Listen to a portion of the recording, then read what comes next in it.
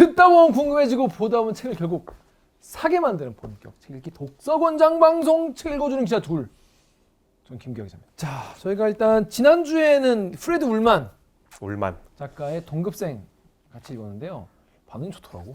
자, 여기 댓글 먼저 읽고 소개해드릴게요. 5.w.6999님이 이 소설의 원제인 리유니언은 그 마지막 한 문장으로 인해 탄생한 제목이라고 생각합니다. 한국어판 제목을 짓기 위해 정말 고민이 많았겠지만 동급생은 원제의 뉘앙스를 제대로 담아내지 못한 듯해서 아쉽네요. 소설 전반에 주로 한스의 시선에서 콘라딘과의 우정이 그에게 어떤 의미였는지를 묘사했다면 마지막 한 문장은 콘라딘에게 한스와의 우정이 어떤 의미였는지를 알려주지 않았나 싶습니다. 책 너무 재밌게 잘 읽었고 좋은 책 추천해 주셔서 감사합니다. 동합니다. 이거 동의하세요? 뭐요? 그럼 이게 상호작용 때문이란 거잖아. 아, 그러니까 한스의 그런 기억이 있었기 때문에 얘가 그렇게 했다. 아예 없진 않았겠죠. 왜냐하면은 콘라딘은 이제 히틀러에 대한 기대와 어떤 그 믿음 같은 게 있었던 거잖아요. 근데 한스 그 주인공한테는 지금 네가 좀 힘들겠지만은 이 사람이 맞으니까 뭐 내 우정을 그냥 그렇게 떠나 보내고 이건 지금 당연한 거야 너는. 그리고 보냈는데 그거에 대한 믿음이 눈앞에서 철저히 배신당하는 걸 봤겠죠. 그럼 이제 친구에 대한 자기가 그랬던 그 기억에 대한 아쉬움도 있고 그거에 대한 분노도 있고 그래서 아 이거는 선 넘었다 싶었을 때 더 강한 추진력으로 하지 않았을까? 좀 그런 생각이 드네요. 자기 정말 친한 유대인 친구, 좀 훌륭했던 친구를 생각할 수밖에 없었을 것 같은. 그러니까 어린 나이에는 엄마 아빠의 그런 차별이나 그런 뭐 그런 건 뭐 얼마인지 뭐 아이니까 뭐 사소한 걸로 얘기했잖아. 받아들이려고 노력하고 아 우리 엄마는 그런데 아빠는 또 괜찮아 뭐 이 정도로 중딩 고딩 때는 받아들일 수 있지만 이게 정말 성인이 돼서까지 이게 진짜 이게 내가 그렇게 그냥 받아들였던 것이 어떻게 보면은 이 히틀러라는 괴물을 키웠구나 뭐 이런 생각을 할 수도 있을 것 같고 전 그래서 충분히 영향을 끼치지 않았을까. 자, 다음 댓글 우리 유저 UI7FGO-TU3R님이 읽고 들으려고 반전을 꼭 참았어요. 이제 정독하고 여운이 가시기 전에 댓글 남겨요. 잘하셨네요. 마지막 울컥하는 감동이 홀로코스트 다룬 영화와 책들 많이 본 것 같은데 가장 깊은 여운을 남기네요. 길지 않은 소설 속에 그 시대의 풍경이 그리고 반전되는 삶들이 많은 이야기를 전해주네요. 좋은 책 추천 감사합니다. 저도 이런 내용의 또 이 홀로코스트, 유태인, 나치 이런 내용은 처음이어가지고 되게 재밌게 읽었습니다. 다음 댓글도 소라장 3807 님이 매번 못 보지만 자주 보는 대들기 응원합니다. 매번 보시면 좋을 텐데요. 지난 책도 이번 책도 꼭 읽어보고 싶어서 찜해둔 책이라 반갑네요. 푸틴의 러시아도 재밌게 봤고요. 내용이 알찼어요. 푸틴의 러시아 내용이 알찼대. 저는 약간 그 편에 대한 좀 아쉬움? 약간 그게 있었는데. 죄송함. 많은 분이 읽으면 싶은 책 하나 소개하려고요. 소개를 해주시네요. 최현숙 작가의 황노인 실종 사건입니다. 독거노인 등 노인 문제 전반을 생활관리사 입장에서 담담하고 담백하게 풀어놓은 르포 문학입니다. 50대 초반인 저에게는 현실적이기도 하고 비현실적이기도 한 좀 아픈 얘기여서 많은 분들이 읽으면 좋겠다 싶었어요. 매번 좋은 방송 고맙습니다. 응원합니다. 네. 황노인 실종 사건. 제목만 들어도 슬플 것 같다, 힘들 것 같다 그런 생각이 드는. 이번 주에 다룰 책은 왜 물고기는 존재하지 않는가? Why Fish Don't Exist. 저는 스페셜 에디션이라 좀 다릅니다 책이. 룰루 밀러한테 사인 받았죠. 아니 그러니까 뭐 사인이 있는. 그러니까 룰루 밀러 작가에게 이렇게 사인도 받은 걸 프린트한. 이게 읽으신 분은 아시겠지만 사실 번역이 잘못됐어요. 어류는 존재하지 않는다로 했어야 될 것 같고 이게 아마 저번 책보다는 좀 읽기가 힘드셨을 것 같아요. 자, 정 기자 어땠습니까? 이 책. 저는 Why Fish Don't Exist. 굉장히 존재하지 않는다. 동급생만큼 추천하고 싶은 책이었는데 이게 아직 이제 화제의 베스트셀러 목록에 있기 때문에 올해가 가기 전에 꼭 소개해야겠다. 그리고 우리가 너무 그동안 좀 과학서적을 소홀히 해서 이게 뭐 그렇게 과학적인 내용은 아니지만 어쨌든 서점가면 과학서적으로 분류가 돼 있어요. 그래서 우리 목록의 다양성을 위해서 급하게 추천드리고 싶었던 저는 올해 책 중에 꼭 꼽고 싶은 책입니다. 저는 어떻게 읽었을 것 같아요? 저는 읽으면서 계속 걱정이 됐어. 진짜. 일단 이게 제 생각에 우리 책 읽기 새로 시작한 뒤로 가장 읽기가 쉽지 않은 책이었을 것 같아. 네. 재미 면에서도 그렇고. 저는 진짜 올해 읽은 책 중에 정말 제일 짱이었습니다. 아 진짜? 개짱이었어요. 진짜? 네. 이야. 제가 예전에 그 토마스 쿤의 과학혁명의 구조를 읽고 그걸 읽었어요?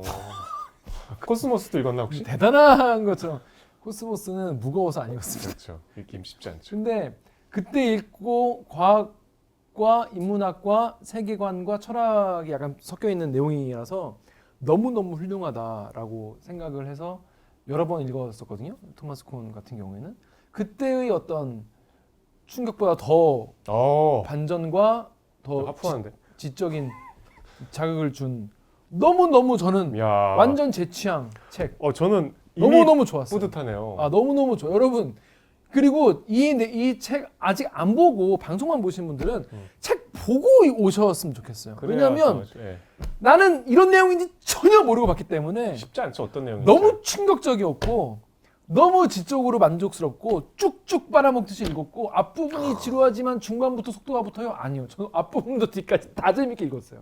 진짜. 중간에 좀 재미없지 않아요?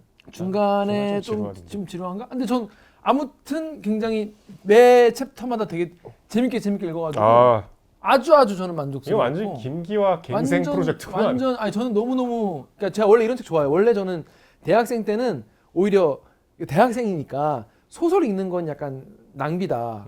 왜 소설 읽냐? 사회과학 서적 그리고 이제 뭐 자연과학 서적을 위해서 지식을 머리에 넣는 게 중요하지. 뭐하러 뭐 소설 같은 걸 읽나? 에세이 같은 거 뭐하러 읽나? 약간 그런 약간 허세 있잖아요. 약간 지적 허세. 그런 게 있어가지고 그때 막 열심히 읽었었던 기억이 나는데 그 이후로 오히려 요즘에는 이제 이런 책들이 오히려 약간 머리 아프고 내가 지금 그렇죠. 내가 신문 보는 것도 힘들고 진짜 세상 돌아가는 것도 보기 힘든데 이런 거까지 봐야 되나 하다가 최근에 이제 우리 시대 소설 50 읽으면서 소설이 이렇게 소중하고 훌륭하구나 사람을 이렇게 살찌우는구나라고 생각했는데 나는 너무 놀랐어. 살쪘어. 간만에 쫙쫙 그냥 마른 스펀지가 그냥 물 빨아들이듯이 쪽쪽 빨면서 읽었어요. 너무너무 재밌었고 너무 뿌듯하다. 너무 얘기할 거리가 너무너무 많이 숨어 있어가지고 저는 굉장히 좋았습니다. 근데 그거 알아요? 저자가 우리보다 어린 거? 쉣!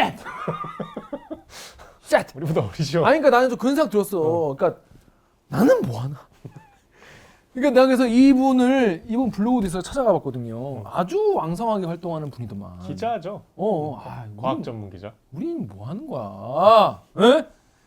야, 진짜 너무너무 훌륭한 내용의 책이라서 저는 아주 반해버렸어.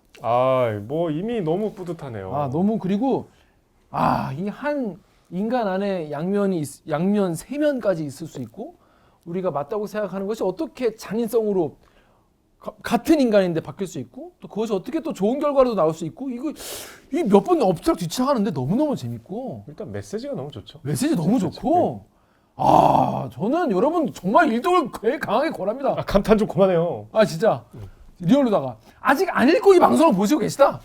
서점으로 달려가십시오. 달려가서 이 책 없는 서점이 없어. 그리고 금방 읽어보니까 재밌어. 앞으로 김 기자랑 소개팅 예정된 분들 위험한데. 그리고 심지어 마지막 그것도 아주 이 사회에 끼친 영향도 아주 훌륭한 정말 보석 같은 책이었어요. 다행이네요. 이 책이 세계적인 베스트셀러가 돼서. 네, 너무 다행이에요. 왜냐하면 두 가지 이유인 게 안 됐으면 내가 안 읽었을 거 아니야. 야, 근데 이렇게 훌륭한 내용이 있을 수 있나? 여러모로. 다행이네요, 진짜. 자, 근데 어떤 내용인지 나는 절대 이 책을 안 읽을 것 같다라는 분도 계시지 않겠습니까? 그런 분이 있을 수 있으니까 어떤 내용인지 우리 정연욱 기자가 1분 만에 어떤 내용인지 가능합니까? 네. 1분 요약으로 어떤 내용인지 한번 들어보겠습니다. 준비되셨나요? 네. 준비 시작. 데이비드 스타 조던이라는 사람이 있어요. 19세기 말 미국 사람인데 분류학자, 어류학자고 스탠포드 대학 아시죠? 초대 총장이에요. 그만큼 지성인인데 주인공이 인생이 힘들어 되게. 그때 이 데이비드 스타 조던한테 좀 희망을 얻으려고 이 사람 전기를 막 찾아봐요. 이 사람이 왜냐면 어류학자니까 막 어류 표본들을 수집하는데 전 인류의 우리가 알고 있는 물고기 5분의 1을 이 사람이 찾았대요. 그 표본을 지진이 나서 한꺼번에 다 잃어버려. 근데 꿋꿋하게 다시 처음부터 시작해. 도대체 이 용기는 뭔가 담고 싶다 해서 주인공이 그 사람을 연구하는데 반전이 있어. 이 사람이 훌륭한 사람만이 아니었던 거야. 그 스탠포드 대학교의 설립자의 암살 의혹에 연루돼 있고 심지어 우생학을 열렬히 지지했던 충격적인 사실이 밝혀져요. 그리고 심지어 이 책을 읽는 그 시대에 지금보다 좀 전에 어류는 존재하지 않는다는 과학적 결론까지 나와서 이 스타 조던의 삶이 통째로 부정당해요. 까지밖에 안 했는데 끝나버렸네. 그렇죠.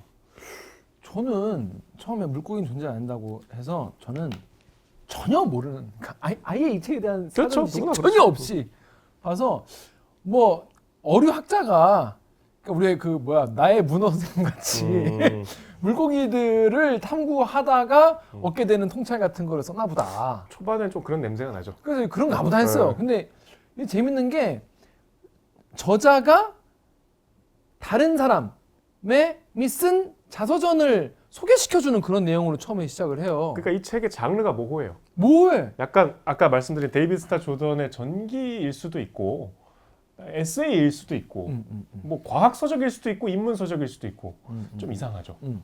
그래서 어떤 분들은 이 책에 대해서 이야기의 주제와 구성이 완벽하게 일치할 때 그 짜릿함이 느껴졌다. 저도 그런 생각이 들었는데 어떤 분은 야, 난 읽으면서 충격, 반전, 빠밤 이런 거는 전혀 못 느끼고 그냥 물 흐르듯이 그렇구나 이렇게 읽어서 그렇게 감을 못 느꼈어. 왜 이렇게 난리지? 공감을 못해서 난 아쉬웠어. 이런 분도 계셨다고 합니다. 엄청 충격적인 반전이 있는데. 반전과 반전. 너무너무 놀랐는데 일단 설명을 한번 쭉 얘기를 한번 해보죠. 정혁 기자 재밌게 읽은 거 맞죠? 재밌었죠. 처음에 난 근데 첫 부분부터 너무 아름다운 표현이 나와가지고 이 데이비드 스타 조던이라는 분이 왜 중간에 스타가 들어가냐면 별에 대한 이 처음에 어렸을 때 이 갈망이 있어 자기 이름을 중간에 스타를 넣은 거예요. 별자리. 그러니까 이게 액자식 구성 같은 건데요. 그 이야기가 두 개가 있어요. 그러니까 지금 말씀드린 그 스타 조던에 관한 이야기인데 그 이야기를 누가 하냐면 이 저자가 자기 얘기이기도 해요. 저자의 얘기가 중간중간 나와요. 그리고 막판에는 저자 얘기로 끝나요. 굉장히 저자도 이제 여성 기자, 과학 전문 기자인데 쉽지 않은 인생을 살았어요. 뭐 이유는 정확하게 알 수 없으나 16살 때 자살 시도도 하고 굉장히 좀 정신적으로 심리적으로 좀 불안한 예민한 분이야. 그 자기 인생의 막다른 골목에 정말 자기가 이 친구도 없고 남친이랑 헤어지고 그러니까 외모도 좀 자기가 불만족스럽고 이런 컴플렉스에 시달리다가 7점은 정말 충격적이었어. 그 얘기할 줄 알았어. 그러다가 만난 정말 필생의 사랑을 자기 실수로 떠나보내거든. 그건 진짜 내 인생에 나는 이제 어떻게 살아야 되나 할 때 이 데이비드 스타 조던의 삶을 연구하면서 위안을 얻어요. 아까 말씀드린 그 데이비드 스타 조던의 집요함, 절망에서도 희망을 잃지 않는 그 대담함과 용기, 그거를 좀 어떻게든 배우고 싶어서 우리가 살면서 그럴 때 있잖아. 훌륭한 사람의 전기를 읽으면서 좀 내가 돌파구를 찾고 싶을 때. 그래서 데이비드 스타 조던 얘기를 막 쫙 해요. 자기가 이제 연구한 얘기를.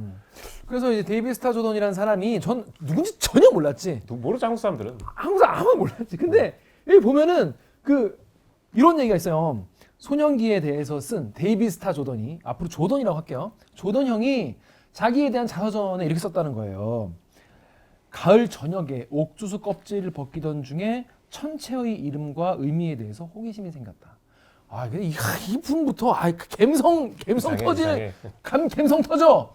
그래서 이 사람이 별자리에 관심이 생긴 거예요. 조던 형이. 그래가지고 어릴 때 얘기죠. 어릴 때. 그래서 집에서 몰래 빠져나와서 밤하늘에 있는 별들의 이름을 익히는데 5년밖에 걸리지 않았다는 거예요. 5년 만에 별자리를 다 싹 마스터하고 정리한 거죠. 그러니까 머리가 좋은 거야 기본적으로.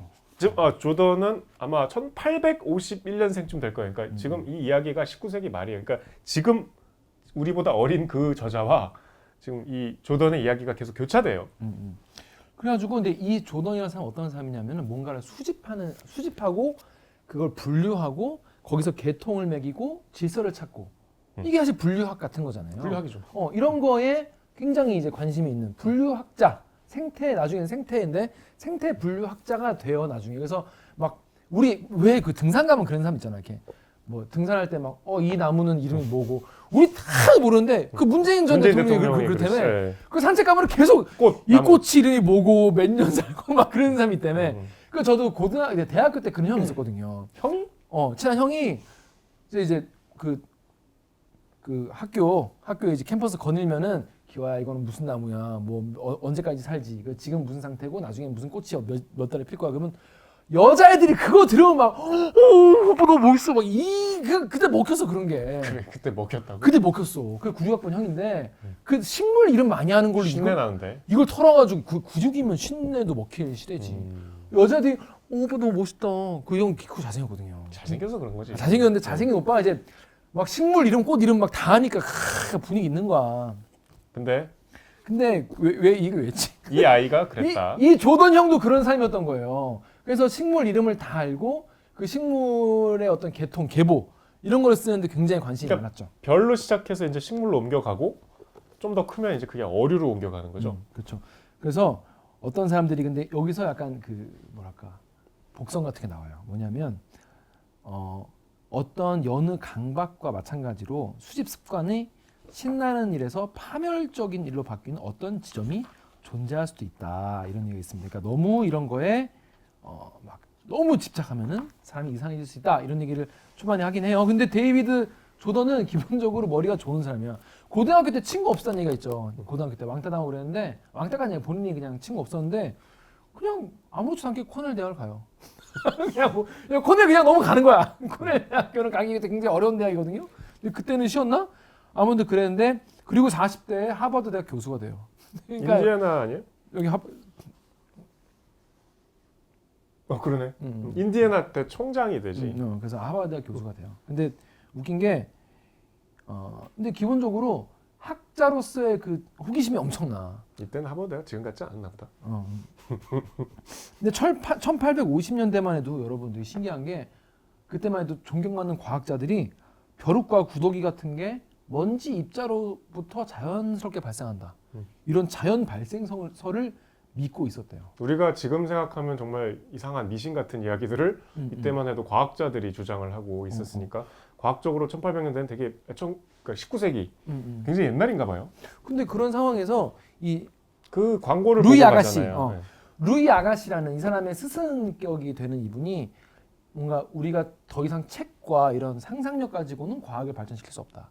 현장에 답이 있다. 우문현답. 우리의 문제는 현장에 답이 있다.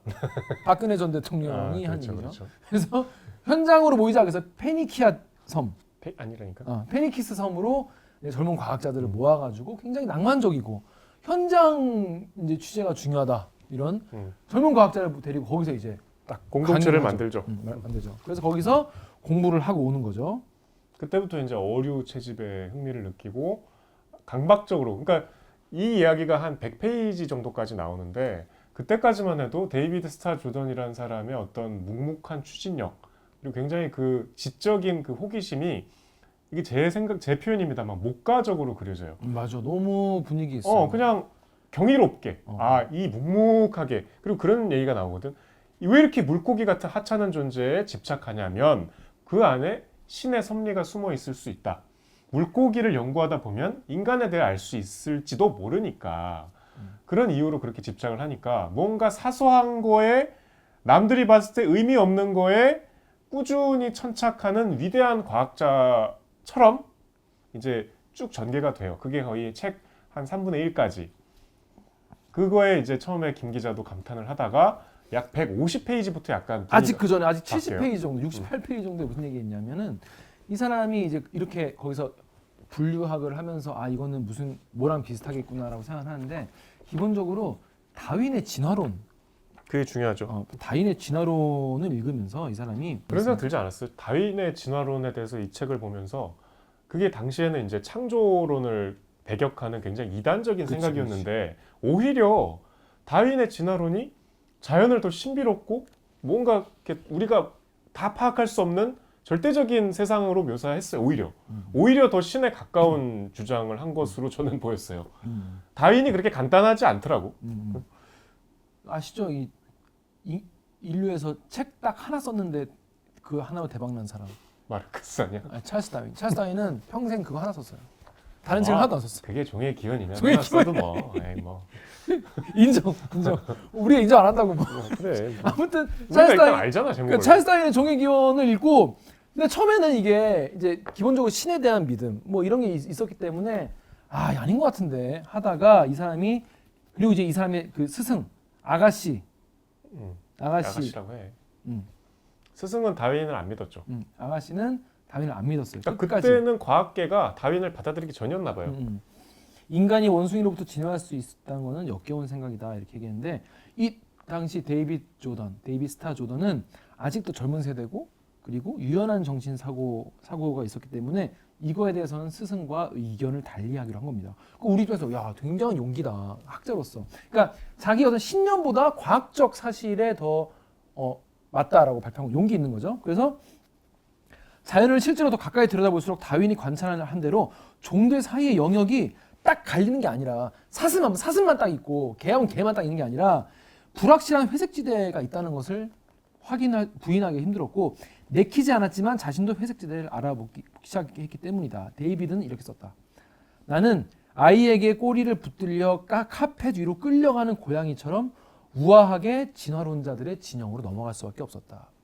그래서 이 작가도 저같이 룰루 밀러도 역시 데이비드 형. 데이비드 오빠지. 데이비드 오빠. 하면서 빨려 들어간 거지. 이 문장 때문에 내가 얼마나 그를 흠모하게 되었던가.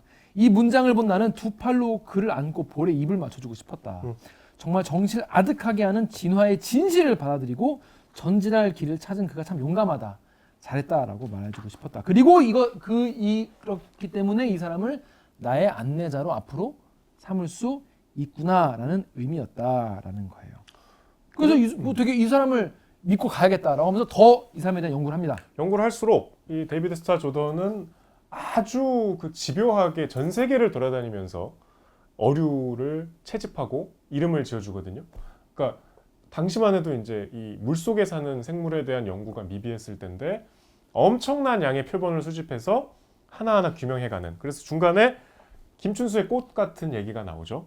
철학에는 어떤 것들이 이름을 얻기 전까지는 존재하지 않는다고 보는 사상이 있는데 뭐 예를 들면 뭐 추상적인 거 여기 나오는 정의, 향수, 사랑, 죄 이름을 붙여야 그런 게 있구나. 그러니까 이제 우리가 개념, 뭐 언어론에서 많이 얘기하는 건데 그렇죠. 그 일을 조던이 하고 있었던 거예요. 아주 막 묵묵하고 꾸준하게. 왜냐하면 이 세상에 바다가 얼마나 넓어요.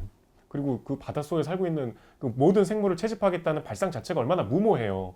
그런데도 굴하지 않고 계속 세계를 돌아다니면서 얼마나 힘들겠어. 막 한국도 많이 왔대. 여기 보면 일본, 한국, 뭐 저기 남미, 아프리카 돌아다니면서 물고기들을 채집하는 이 사람의 삶을 굉장히 경이롭게 묘사하죠. 그렇죠.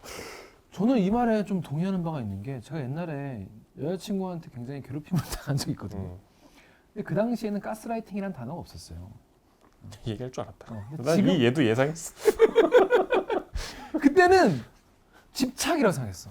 그러니까 내가 느끼고 있는 이 감정이 나에게 집착하는 거라 생각했는데 집착이라고만 하기에는 뭔가 나를 규정하고 더 복잡한 무언가가 있어. 더 복잡한 설명하기 복잡한 무언가. 나를 자꾸 내가 미안하게 만들고 지금 잠깐만 그쪽이 잘못한 건데. 그래서 생각해 보면 이게 가스라이팅이라고. 그때는 가스라이팅이라는 단어를 내가 몰라서 이걸 내가 그걸 규정을 못했구나. 지금은 아주 단순하게 딱 간명하게 얘기할 수 있죠. 하지만 그때는 그런 단어가 없었기 때문에. 그래서 이런 얘기를 들을 때마다 떠올라요. 그때. 근데 그 가스라이팅이 되게 성과가 좋네요. 막 인생에 중간중간 계속 떠오르네. 그거 떠올라. 잊을 수가 없어. 개 같은. 그래서 보면 이 데이비드 스타 조던이 어떤 인간인가를 이제 좋은 의미로 처음에 얘기할 때 이 사람 데이비드 스타 조던이라는 분이 연구실이 있었어요. 연구실이 있었는데 그 지진 나기 전에 전이죠. 이거 불난 거. 벼락이 쳐가지고 여기에 연구실에 자기가 그동안 분류해왔던 수천 종의 물고기들과 연구 논문 이렇게 있던 게 다 불이 나서 소실돼. 엄청난 일이죠. 와. 제가 아까 말씀드린 전 세계를 돌아다니면서 물고기 수집해서 병에 에탄올에 넣어갖고 딱 그 이름 적어갖고 병에다 쫙 그게 자기 성과잖아. 근데 그게 하루아침에 없어지는 이렇게 거지. 불이 나니까 에탄올이 펑펑 터져가지고 잘 탄다. 그래서 저기 구이구이 같이 그렇지. 생선구이 바로 그냥 바로 생선구이집이 된 거예요. 연구실이었는데. 그래서 구이구이 삼치, 갈치 다 구이구이가 돼버린 거예요.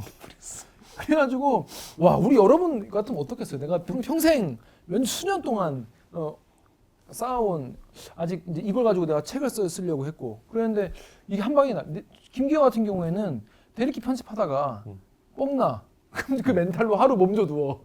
그리고 커뮤니티에는 내가 못 써. 오진주한테 알아누우면서 작가님 이거 날라가시오. 이거 공지 좀 올려주십사. 난 지금 난 못 써. 난 못 쓴다 이제. 그리고 이제 하루 이틀 멘탈을 붙잡고 다시 이제 편집을 자 갑시다 이러면서 다시 하는데 근데 이제 그게 대들기 1편부터 다 없어진 거 아니야? 그치, 이 사람 같은 경우에는. 근데 이 사람은 여러분한테 어떻게 써요? 진짜 허탈하잖아요. 허탈이라는 단어밖에 없. 허탈이 아니면 때려치고 싶지. 야, 치고 싶지. 와, 근데 이 사람은 어떤 사람이냐면 그는 얼마나 많은 시간을 내가 허비했는가 하는 생각을 붙잡고 있지 않았어. 자신이 하려는 일, 그러니까 혼돈이 지배하는 세계에서 질서를 만들려는 일이 거의 불가능해 보인다. 그러니까 물고기들의 이름을 붙이고 이거에 분류를 나누고 이게 혼돈에서 내가 질서를 찾는 일인데 이게 불가능하다고 생각하지 않았단 말이야. 어떻게 했냐? 그는 이 시련 전체에서 얻은 교훈은 딱 하나다. 그게 뭐냐? 당장 출판하라는 거구나. 이렇게 생각을 한 거야, 이 사람은. 더 세게 밀어붙이라는 계시구나. 계시를 참 긍정적으로. 와, 진짜 정말 대단한 사람이다. 정말 이 압도적 긍정의 방패라는 말을 나중에 쓰는데 그런 식의 사고방식의 소유자였던 거예요. 그런 사람들이 많이 몇 있죠. 저는 이 책에서 제일 웃겼던 장면 중에 이 데이비드 스타 조던이 이제 뭐 하버드 교수도 되고 인디애나대 총장도 되고 저명한 이제 학자였어요. 근데 이제 갑자기 웬 노 부부가 자기를 찾아오지. 그래갖고 우리가 작은 시골에다가 조그만 학교를 만들 건데 거기에 대표가 돼주지 않으련? 그래서 고민을 해. 너무 조건도 좋고 그 동네도 좋고 내가 마음대로 연구도 할 수 있을 것 같고 이 사람들 돈도 많아. 근데 이 사람들이 자기가 보기엔 별로야. 공화당 의원과 부인인데 그 부인이 특히 지적으로 되게 이 사람이 혐오하는 그 초자연적인 막 전보고 영매 이거 있잖아요. 이거 눈 감고 이거 하는 거. 뭐 귀신하고 대화하는 거. 아우 유치한 사람이야. 근데 그거보다 더 수준이 낮은. 근데 뭐 워낙 조건이 좋으니까 할게요. 그래서 그 학교에 그냥 대표가 되는데 그 학교가 그 사람 이름이 남편 이름이 남편의 이름이 성이 스탠포드. 성이 스탠포드. 그래서 처음에는 모르고 보다가 이름이 무슨 스탠포드야? 똑같네. 우리가 아는 학교랑 똑같네. 근데 지역이 거긴 거야. 그래서 팔로알토. 팔로알토 스탠포드. 그게 우리가 아는 의대 스신교. 의대 스신교였더니 그 스탠포드. 스탠포드. 야, 그러니까 갑자기 그 앞까지는 그냥 분류학자. 뭐 유명하지도 않은 사람이 듣보잡. 그러니까 내가 몰랐으니까. 열심히 하는 건 알겠는데. 그러니까 이렇게 열심히 한 사람도 있어. 그러니까 그런 열심히 한 사람을 발굴한 얘기구나. 우리는 모르는 그런 되게 훌륭한 분류학자 있었다는 얘기구나 싶었는데 초대 총장으로 그 뭐 시골 구석에 뭐 팔로알토에 뭐 스탠포드라는 사람이 만든 스탠포드? 약간 좀 거기서부터. 그래서 스케일이 확 커짐? 그래서 그때부터 약간 자세를 고쳐앉으면서 좀 그랬죠. 나도 그랬어. 그 스탠포드요? 응. 이렇게 사대주의자거든요. 기본적으로. 미국에서는 이순신보다 더 유명한 사람이었던 거야. 이 미국인들은 이순신 리 잘 모르죠. 일본에는 유명해도.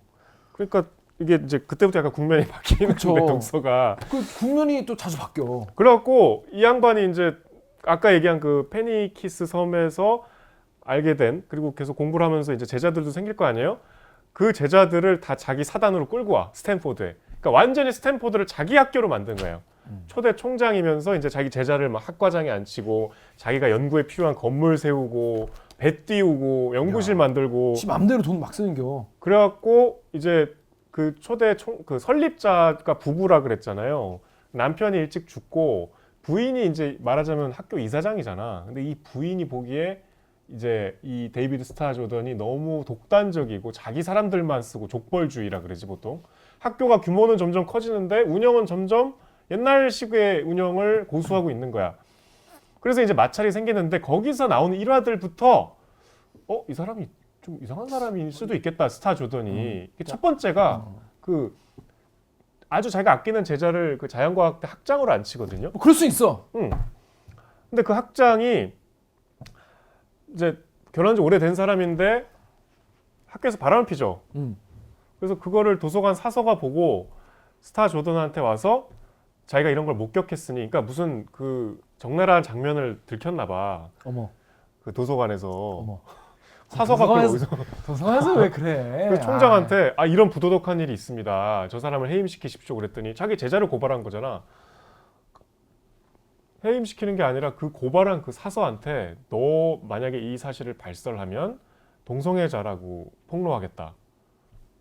거꾸로 협박을 해요. 그래서 입을 막고 그 사수는 결국 퇴임을 해. 그래서 그 포인트에서 조금 이상했는데 근데 그러다가 연구실에서 일단 이 사람 잘 나가요. 기본적으로 학장이고 잘 나가고 자연대 자기도 그동안 뭐 아까 말한 대로 막 말레이시아도 가고 한국도 왔나 봐. 한국도 일본에도 가고 물고기를 몇 수천 종을 이제 아까 그 불난 거보다 훨씬 더 큰 규모로 2층짜리 막 건물 막 그 규모로 막 수천 종의 그 에틸렌에다가 해가지고 물고기들을 엄청 많이 쌓아놨는데 1906년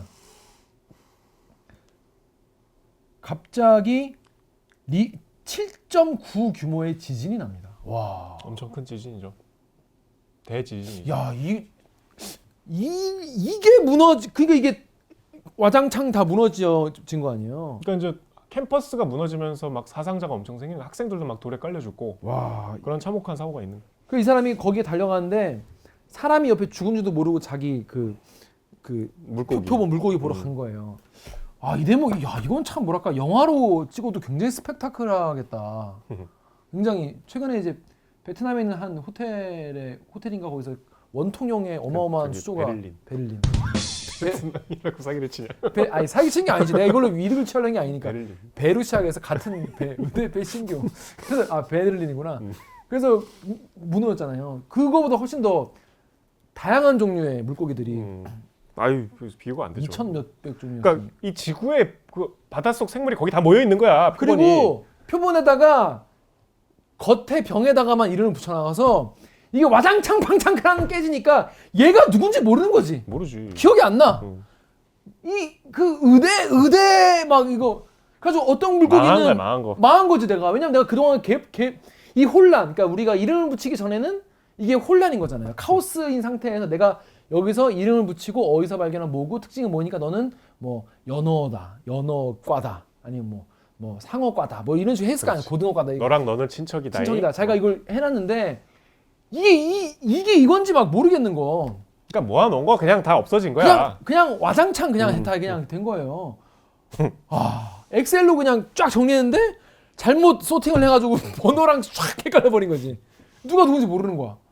그래서 막 보고도 내가 기억이 안 나는데 어떤 애는 기억이 나. 아, 얘는 내가 걔 때문에 그때 뭐 찔려가지고 그때 파나마에서 찔러다 얘 어쩌고 파나마 구스였지 이러면서 그런 애들만 이제 모아가지고 또 하는데 이걸 또 구하려고 에틸렌에 다시 넣어야 될 거 아니야.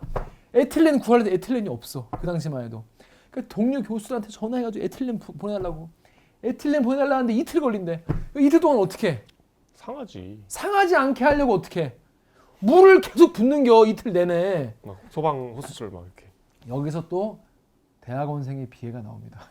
이게 대학원생을 동원해서 야 조교들 다 데리고 와. 조교들 대학원생들 자다가 오 씨발 이러고 나와가지고 야 대학원생은 그때나 지금이나 참 힘들다. 그렇지. 왜냐하면 데이비드한테 찍히면 끝장이거든. 찍히면 끝장이지. 너 몇 시에 나왔냐? 너 몇 시간 풀었냐 이거. 대학원생에 비해 대학원생 물 계속 그래가지고 이거를 계속 한 거예요. 그랬는데 저자가 이제 이거를 보면서 야 내가 이 연극의 감독이라면 무대 디자이너에게 좀 살살 하라고 말할 것 같다. 이런 표현을 쓸 정도로 그때 너무 참혹했나 봐요. 그러니까 본인은 너무 이 데이비드한테 감화된 거야. 이 장면조차도 장엄하게 보이는 거야. 그게 이제 1906년인데 우리가 이걸 받아들이자. 우리에게 우주가 메시지 준 것이다. 혼돈이 지배한다. 네 인간들이 아무리 그렇게 해도 지구 한번 와장창하면은 혼돈으로 다시 금방 돌아갈 수밖에 없다. 엔트로피 증가의 법칙, 연력학 3법칙이냐 2법칙이냐 이 법칙. 2법칙 한다는 거예요. 그래서 저자가 나라면 이 지점에서 포기했을 것이다. 신성이 훼손되고 꿈이 박살났으며 수십 년 동안 끈기 있게 해온 일이 헛수고로 돌아갔다면 나라면 지하실로 내려가서 패배를 인정했을 것이다. 아 이제 못하겠다. 근데 이 데이비드 스타 조던은 어떻게 했냐? 여기서 때려쳐야지 이렇게 생각한 게 아니라 앞으로는 이름표를 밖에 붙이지 말고 물고기한테 꿰매서 붙여야겠다. 그래야 되겠다. 이 사람도 보통 아니야. 이 사람도 보통 아니야. 보통 아니니까 그러니까 여러분 이 정도 멘탈 여러분 주변에 아니 여기서 그러면 꿰매서 붙여야겠다. 물론 힘들었겠죠. 아 대단해. 자 여기까지 합시다. 하여튼 여기까지가 제가 보기에 조던에 대한 경외심이 극에 달한 부분이에요. 아 정말 이런 사람이다. 정말 어떠한 역경도 굴하지 않고 이 사람은 자연에 뭔가 질서를 세우고 체계를 정해서 그게 이제 신의 섭리를 우리가 좀 더 가까이 가서 이해할 수 있는 방법이라고 생각해서 질서를 세우는 것만이 우리가 신이 질서를 세워 놓은 거를 우리가 이해하지 못할 뿐이다. 불가지론 알 수 없다 우리는. 이거에 대해서 과학이 분류를 하면서 조금씩 이렇게 분류를 하면 분류를 하다 보면 그 끝에는 뭐가 있을까? 거기엔 신의 섭리가 있지 않겠냐.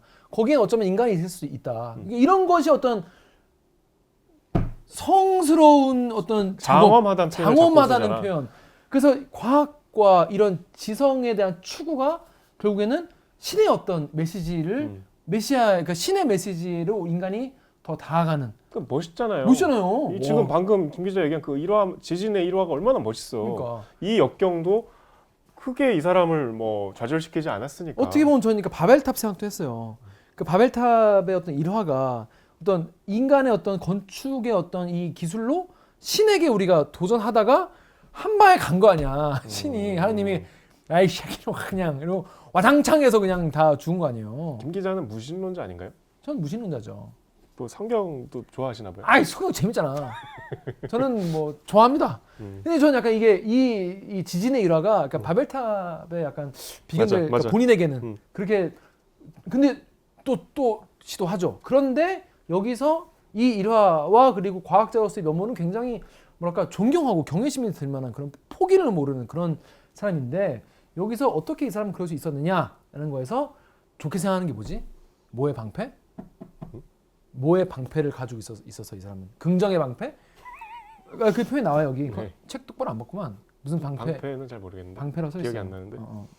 그러니까 이게 이제 우리가 흔히들 역사의 그 거인들이 굉장히 우리가 생각하기에 무모할 정도로 긍정적이고 자기 확신을 갖고 있는 거를 같은 맥락으로 보고 있는 거예요. 이렇게 자기가를 조금 과대평가하고 상황을 실제보다 훨씬 더 좀 낙관적으로 보는 그 태도를 훌륭한 사람들의 어떤 덕목으로 본 거죠. 데이비드에 대한 경외심이 이제 드러나는데 이 극적인 사건이 제가 보기에 이제 이 뒤로 반전이 준비가 돼 있거든요.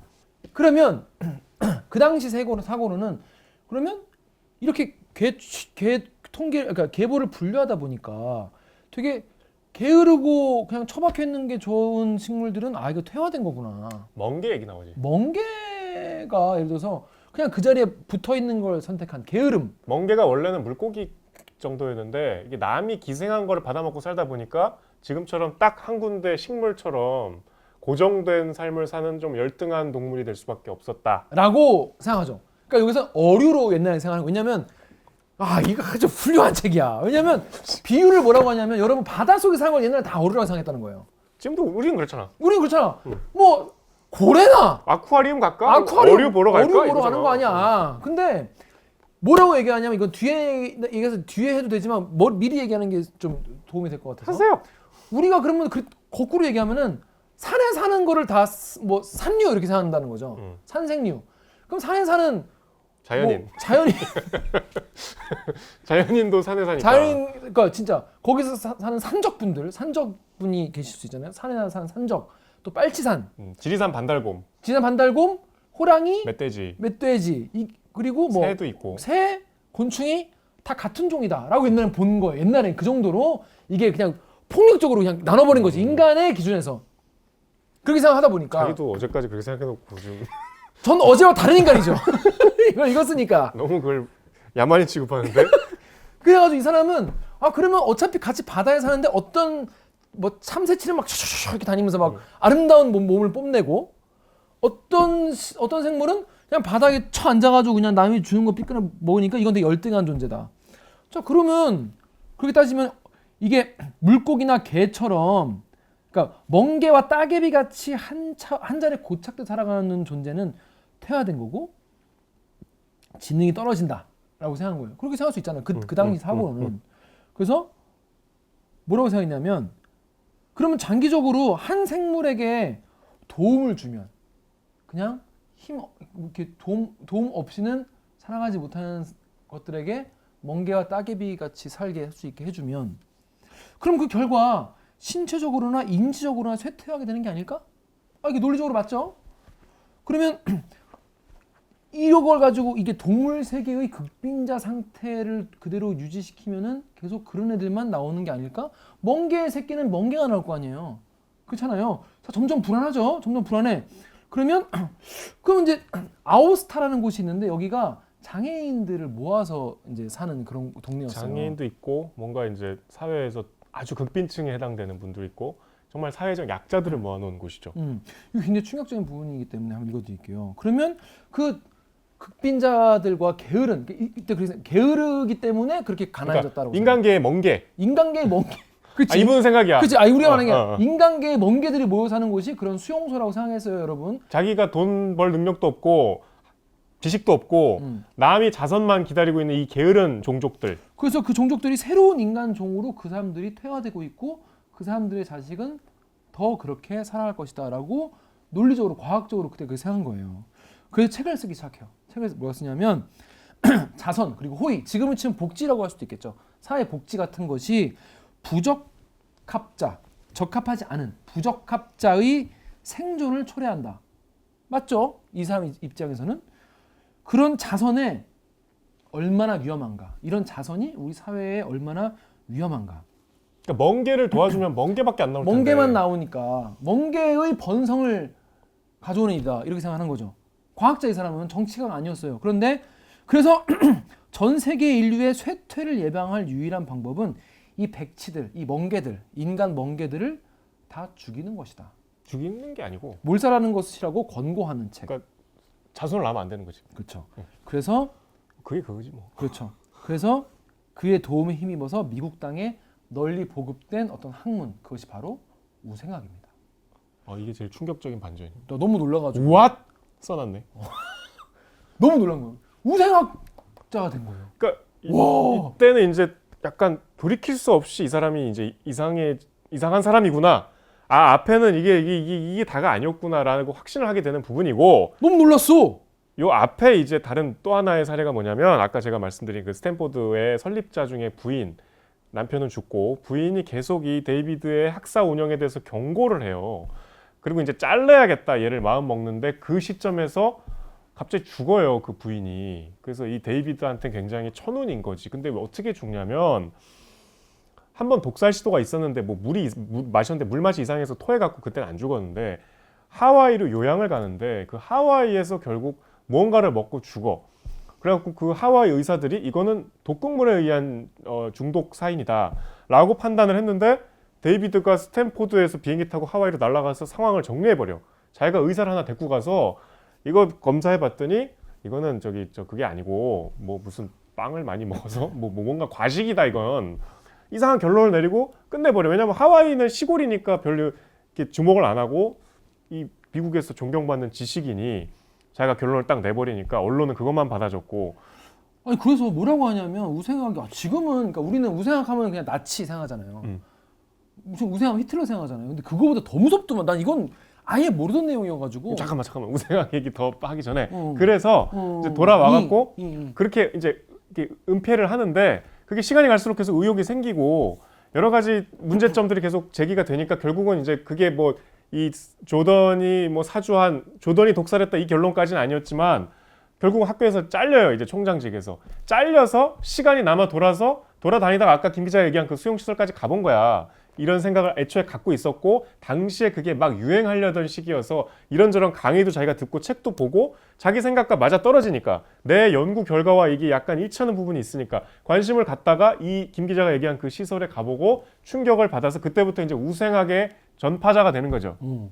그래서 어떻게 우생학자들이 뭐라고 주장했냐면 우월한 유전자가 많이 남아야 되니까 엘리트들한테 더 많은 아기를 낳도록 돈을 지급하자. 오히려 가타카 같은 영화. 와. 그리고 상류층은 여러 배우자를 가져도 된다. 근데 이 데이비드 스타 조던은 그걸로는 부족하다. 이걸로는 부족하고 박멸, 부적합해 보이는 사람들의 생식기를 잘라내버리자. 이렇게 제안을 해요. 그러면서 백치들은 모두 자기 핏줄의 마지막 세대가 되어야 된다. 이런 말을 하고 다니고 지금 들으면 저분 어디 아프시구나 이렇게 생각할 텐데. 그래서 복지란 제도를 다 없애야 된다는 거죠. 복지를 없애고 실제로 여성들의 나팔관을 제거하는 수술을 불임 수술을 수만 건? 그런 여성들 수십만 건? 여기 경제적으로 좀 무능하거나 경제적으로 학력이 없거나 와, 그래서 그런 사람들이 강제 불임을 계속 시켜요.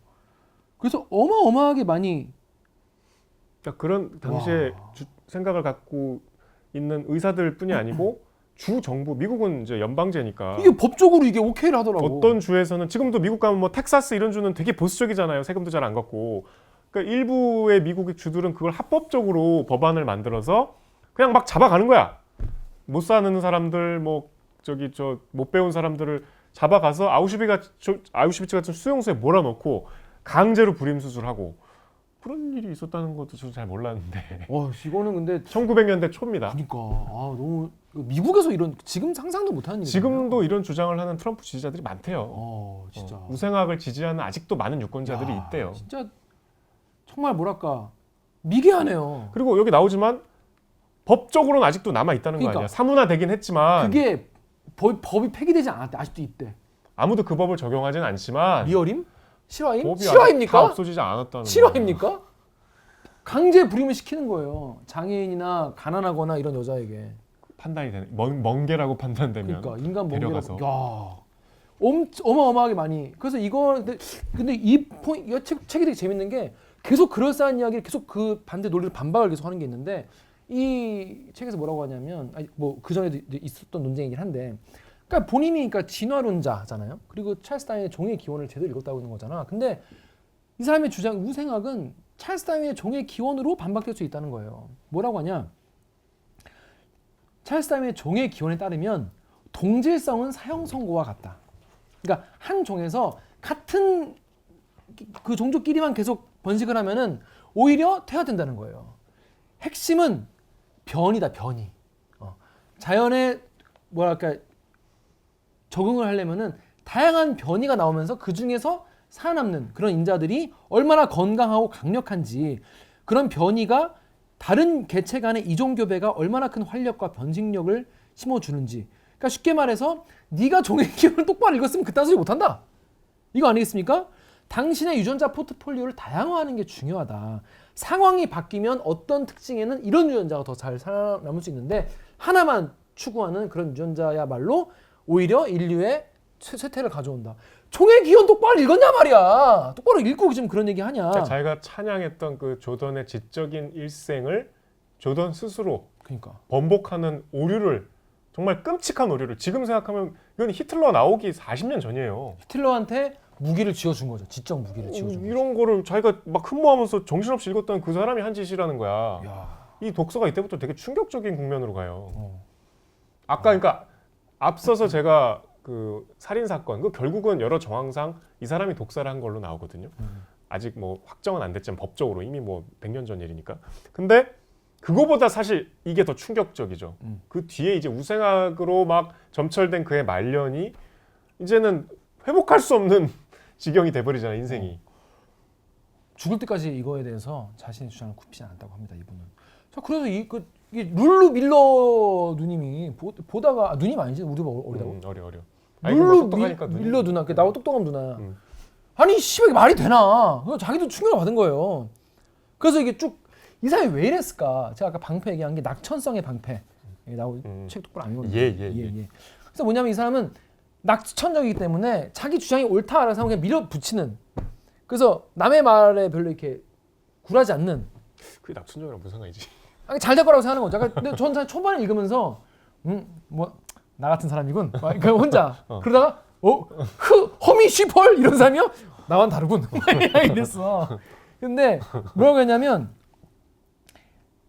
자신이 원하는 거는 다 옳다라고 생각하는 건데 이게 긍정적 착각 이것이 실현의 시기에는 오히려 자기 기만을 하게 만들고 이것을 내버려 두면은 그 착각을 방해하는 것은 무엇이든지 공격할 수 있는 사악한 힘으로 변할 수 있다.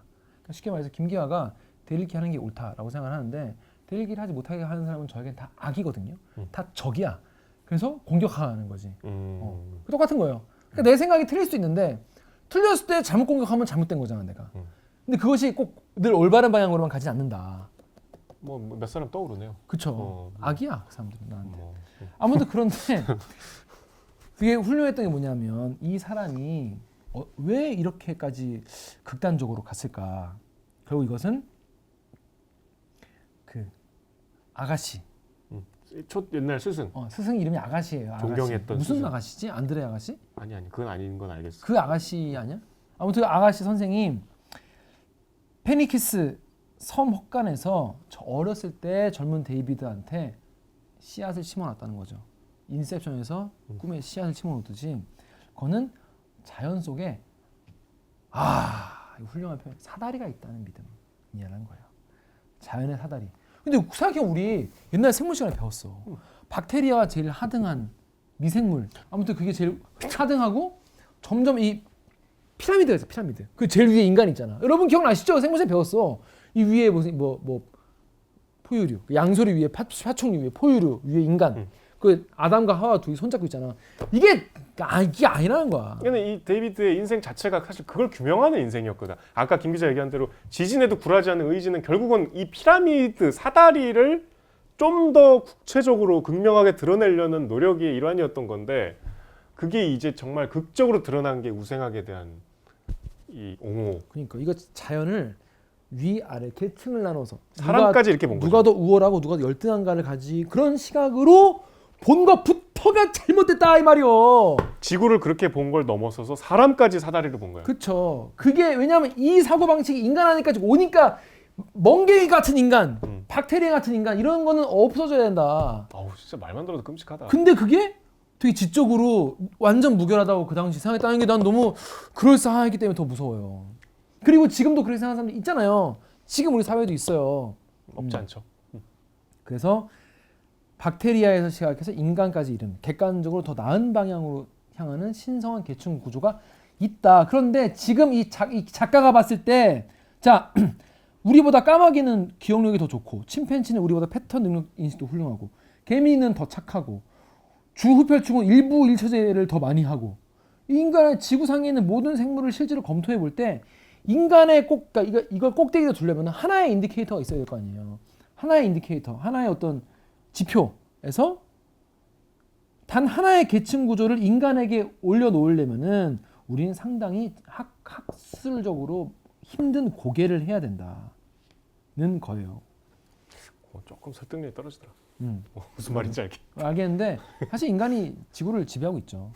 그 똑똑한 오랑우탄은 왜 동물원에 갇혀? 그렇죠. 동물원에 다 갇혀 있으니까 인간이 다 지배하는 건 맞죠.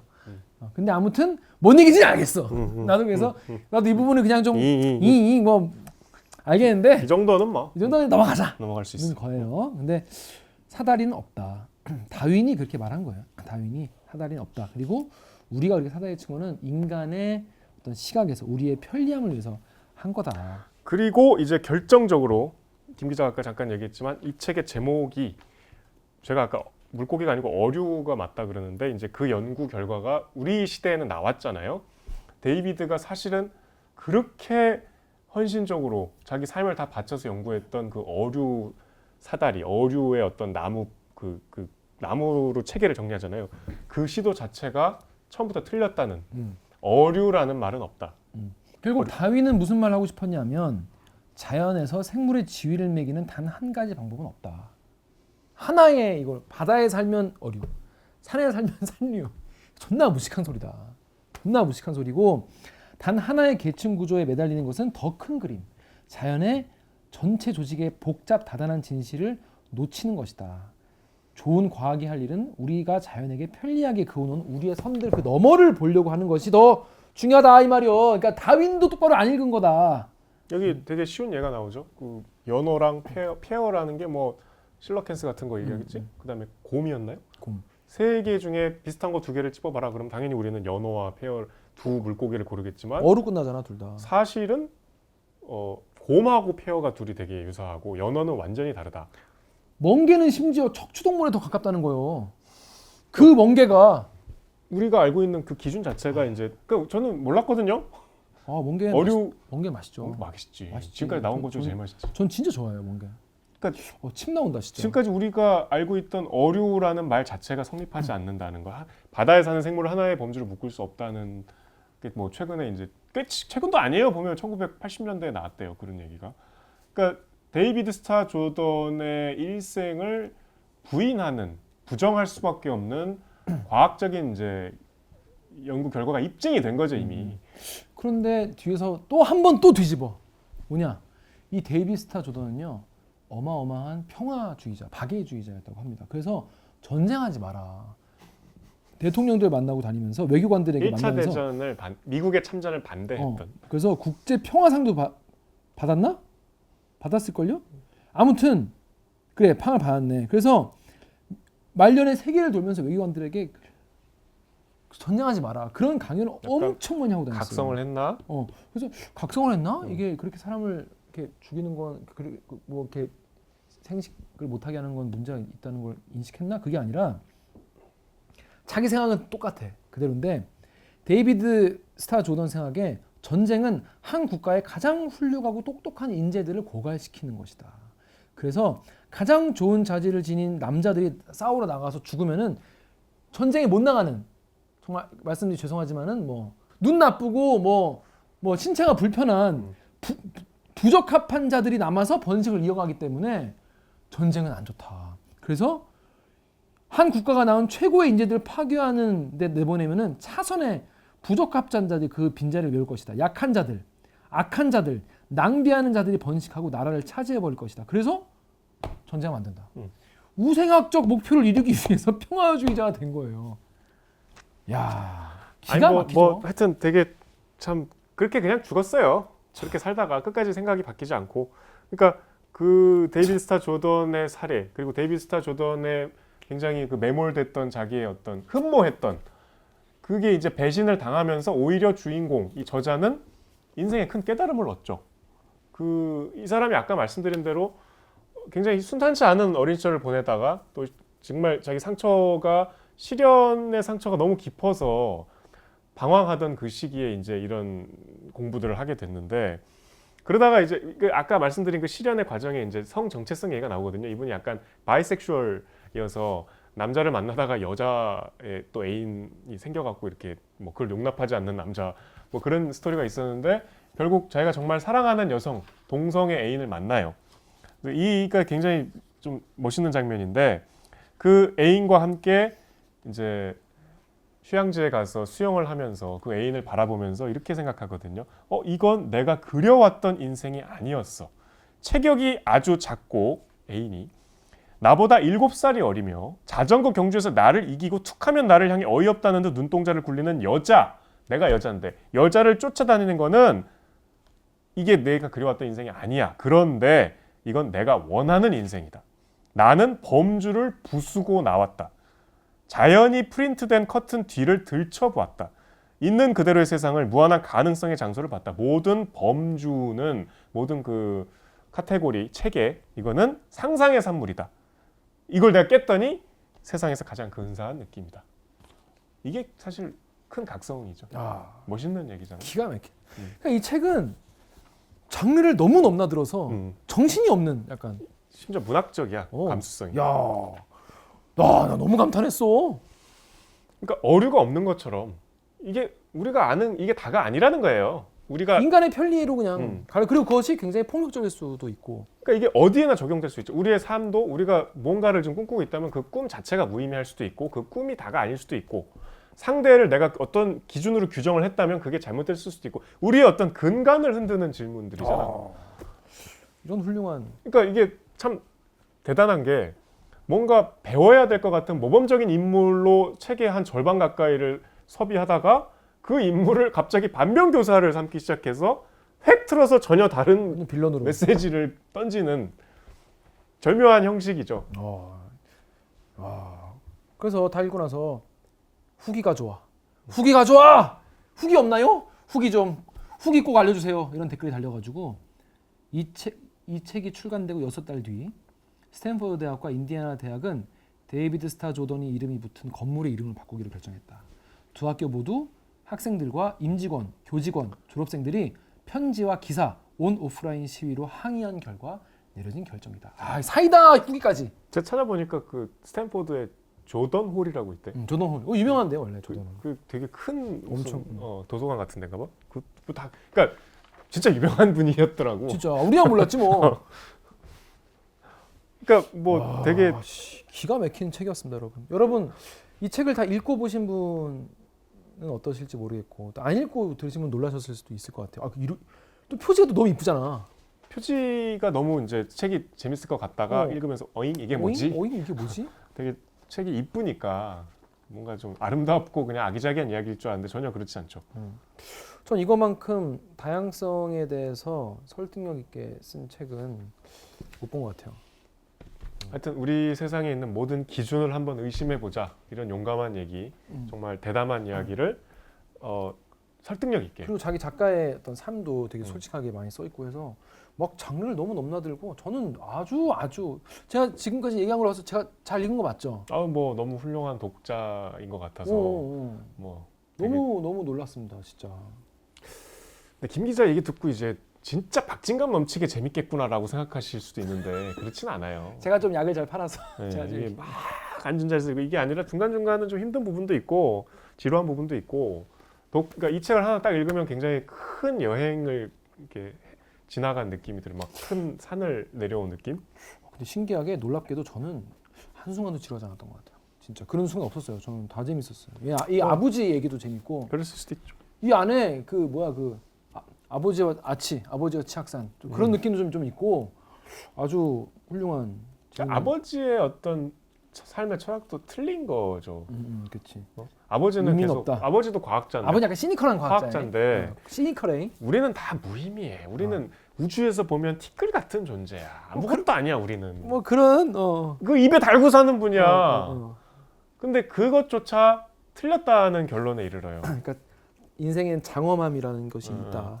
티끌 안에서 우리는 어차피 살아야 되기 때문에. 그러니까 저는 그런 생각 많이 하거든요. 우리가 산에 올라가면 특히 바다를 보면 우리가 너무 좁은 세상에서 아둥바둥 살았지. 뭐 우주에 가면 비행사들이 우울증 걸린다면서요. 우리가 저 조그만 지구에서 그동안 그랬구나. 근데 블루 페일 다 그거는 잠깐이고 다시 그 우주 비행사도 내려와서 윗집하고 층간소음으로 싸워야 돼요. 그게 우리 인생 일상이에요. 우리가 일상을 사는 게 인생이잖아요. 그러니까 결코 사소하지 않아요. 우리의 투닥투닥하는 이게 내가 막 그 직장 동료나 뭐 상사나 엄마 아빠나 뭐 친구랑 매일매일 그러는 게 사실은 그게 우주와 같은 무게감을 갖고 있죠. 당사자한테. 올해 제가 몇 권 책을 안 읽었지만 여러분에게 2022년에 한 권의 책을 고르라면 2주 남은 저는 이 책을 추천해드리고 싶습니다. 압도적이었어요. 너무 놀랐어요. 좋네요. 아주 놀랐어요. 방송을 하면서 또 좋은 독서를 하셨네요. 네, 그렇습니다. 자, 여러분 안 읽으신 분은 지금 당장 서점으로 달려가시길 바라겠습니다. 자, 그러면 우리 다음 책은 어떤 거죠? 요새가 이제 사실 책 읽기의 최악의 조건입니다. 첫째로는 연말이라 이제 약속이 너무 많고 술을 많이 마시죠. 둘째로는 요새 이제 재벌집 막내 아들 이런 드라마 하나 하면 이제 몇 개고 올해 읽은 책 몇 개냐 말이다. 책 읽기가 쉽지 않죠. 근데 하여튼 뭐 그래서 이제 전 11화까지 봤습니다. 그 다음 주는 이제 저희가 사정상 녹화를 못 하고요. 그 새해 첫 녹화 때 저희가 지난주 동급생 얘기할 때 비교했던 그러니까 새해 첫 독서를 무엇으로 해야 될까? 항상 책 좋아하는 분들 많이 고민하지 않으시나요? 그 데미안 이 되게 새해 읽기 좋은 책이라고 저는 생각해요. 뭔가 그 말 자체도 멋있잖아. 아프락시스 아닙니까 그거? 아프락사스. 샀습니까? 그 책으로 너무나 우리 많이들 읽으셨고 친숙한 책이지만 다시 한번 의외로 처음부터 끝까지 읽은 분은 많이 안 계시는 책. 아프락시스까지 읽었어요 전. 그 되게 중간에 나와요. 그러니까 그 책 다시 한번 읽고 책이 이렇게 두껍지 않으니까. 데미안 사서 묵직하게 새해를 시작하는. 몇 페이지예요? 길어요? 요보다 얇아요. 요보다 그래요? 얇아요. 다음 주까지 데미안 누가 쓴 거죠? 헤르만 헤세인가? 우리 다음 주. 해형이 쓰신 다다음 주. 그래서 다다음 주 연말에 뭐 좀 연말에 바짝 그 헤르만 헤세의 데미안 읽어서 다음 방송은 그래서 1월 3일에 책 읽기로 새해 인사드리도록. 뭐 2022년 마지막 책으로 손색이 없지 않았나요? 대단원의 막을 시원하게. 아직 안 읽으신 분들은 방송 근데 전 진짜 보시고. 한 권 읽으라면 이거 추천드릴 것 같아요. 진짜 좀 개 쩔었어요. 자, 하얼빈보다 이게 좋다. 하얼빈이랑 비교도 안 돼요. 저는 하얼빈 별로였어요. 손님보다 이게 좋다. 손님은 하얼빈과 이 책 사이에 있죠. 그래요? 되게 어렵네요. 아무튼 그렇습니다. 자, 여러분 그러면 저희는 다음 주에 인사드리도록 하겠습니다. 책 봐. 안녕. 책 좀 봐. 고생하셨습니다.